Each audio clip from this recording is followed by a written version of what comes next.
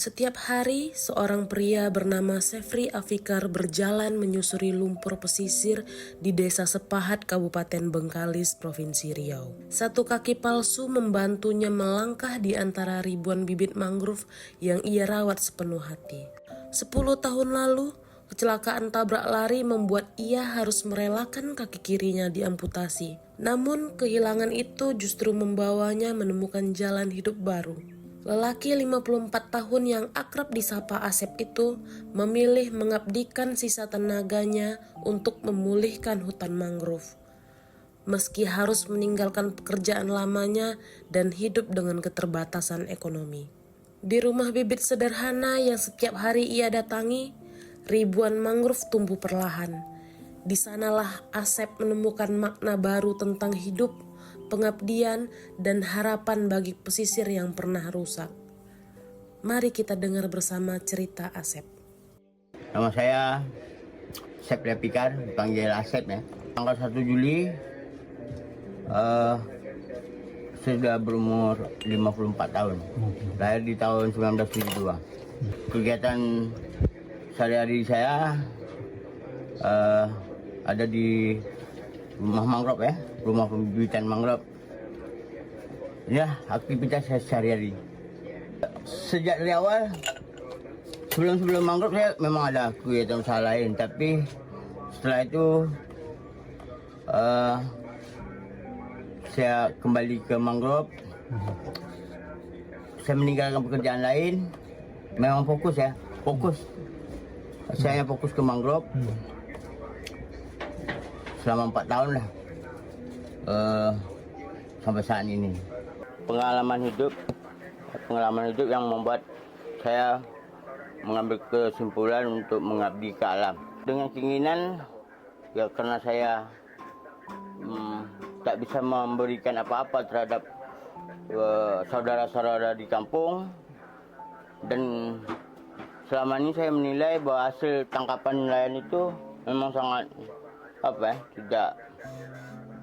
tidak mencukupi kebutuhan. Hal itu disebabkan kerusakan mangrove. Saya mau mewariskan satu karya bermanfaat untuk orang banyak.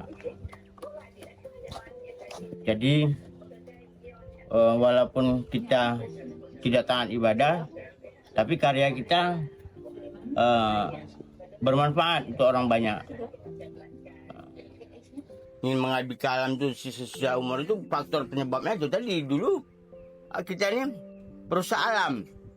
Sejarah pekerjaannya lebih banyak merusak alam, termasuk alam mangrove. Nah, kalau mangrove dulu saya teruntum Pak. Teruntum itu dibuat gading kapal. Oh iya. Bawa ke bagan sepi api. Itu tukang susunnya saya Pak. Jadi rasa berdosa itu memang Ada. jelas ada lah Pak, kita rusaknya. Kalau bicara luas, bicara untung, bicara rugi, sebenarnya tak bisa saya jelaskan. Intinya begini, kita kan mandiri nih. Kemudian kapasitas kita seperti ini nih, keterbatasan. Nah, namun usaha-usaha sebelumnya kegagalannya itu tadi. Bibit buah bijinya dari sini kita tanam, sebenarnya itu bukan kondisi alam tidak menerima, karena mungkin bibitnya belum tepat ya. Terus ya kalau jumlahnya memang banyak, cuma kami malas menghitung karena banyak yang umpama kami dulu menanam 5.000 gak ada yang hidup, kami malas mengingatkan itu, kami tetap terus ya. Begitu. Yang menurut kami yang bisa dihitung tuh yang harus hidup, yang bisa dampak dilihat kan, itu baru hidup. Kalau yang udah mati ya, kalau saya tak bisa dirubah lagi ya, kecuali kalau yang punya tanah ini pun mendesak harus digusur, dikasih waktu dua kali 24 jam, itu nggak bisa ngomong lah saya kan. Ya, saya numpang nih. Jadi datang sini saya ngomong, kalau untuk kau ya, asal kau bisa apa menghidupkan anak dan istri kau, kau pakai lah. Seberapa lama mau kau pakai? Itu kan maksud apa dia Pak Mul kan? Saya balas jadi pahala yang Bapak dapat Pak, tahu berapa banyak bibit yang saya buat, yang kemudian tertanam hidup. Sebanyak itu pahala Bapak bilang. Kita ini kan gini, kita yakin bahwa yang kita lakukan ini memberi kita energi. Yang saya yakini ya, apa kata Tuhan, berusahalah kamu, pasti aku tambah. Nah, itu menjadi apa? Modal dasar saya berpikir yakin. Cuma begitulah. Kadang-kadang kita juga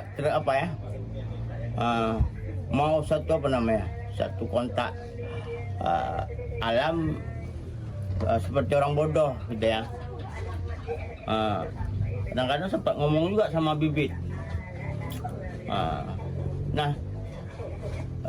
Yang saya rasakan responnya itu kayak mereka mendengar itu, walaupun hasilnya itu yang kita dapat itu tidak bisa mampu bertahan lama, yang pasti bisa untuk bertahan hidup. Nah, dengan kondisi saya seperti ini, yang saya pikir bukan kaya. Saya tak pikir kaya, saya pikir bisa bertahan hidup aja.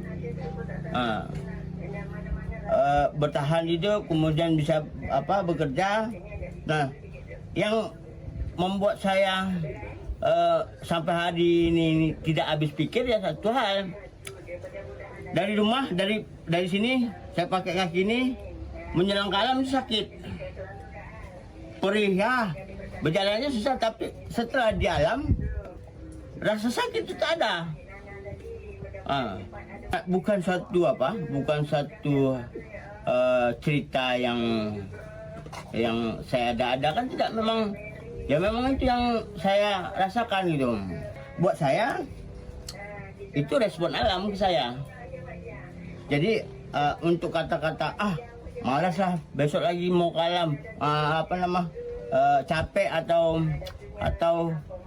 ya yang membuat apalah, tak ada. Nah, sampai hari ini seperti itu gitu.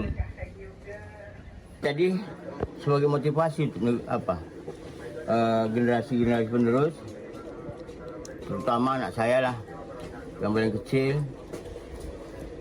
Sebenarnya restorasi ini kalau tidak ada generasi penerusnya sama aja bohong Pak ya, sama aja bohong. Jadi di pendidikan sekolah dasar, menengah dan atas itu wajib ada tambahan kurikulum tentang mengenal mangrove, menjaga, memelihara, menanam. Nah, kita tetap sanggup menerima kita siap menerima anak-anak didik dengan ya ketersediaan ada apa adanya. Yang pasti dari sana nanti ada lahir generasi penerus. Saya ingin mengabdi ke alam. Bahasa saya mengabdi ke alam itu bukan bahasa mulut aja, bahasa mulut beserta hati gitu. Jadi saya konsisten. Jadi makanya kalau saya bilang saya lebih suka dengan bahasa alam itu, artinya kalau gini lah, saya enggak, saya suka mau jadi orang jujur. Saya suka jujur itu, karena buat saya, setahu saya jujur itu bagian dari iman juga. Nah, kemudian jujur itu sudah saya amalkan cukup lama dan sangat bermanfaat sekali buat saya. Jadi ngapain? Jadi makanya tadi saya nyatu dengan alam, karena sikap saya seperti itu. Alam menurut saya seperti itu. Kalau boleh jujurnya kata alam, saya udah capek nih, ya kalian tak peduli sama saya nih, gitu. Begitulah. Kenapa? Ya jasa alam itu nggak bisa kita hitung, sudah berapa banyak jasa alam terhadap kehidupan manusia nih. Mana ucapan terima kasihnya?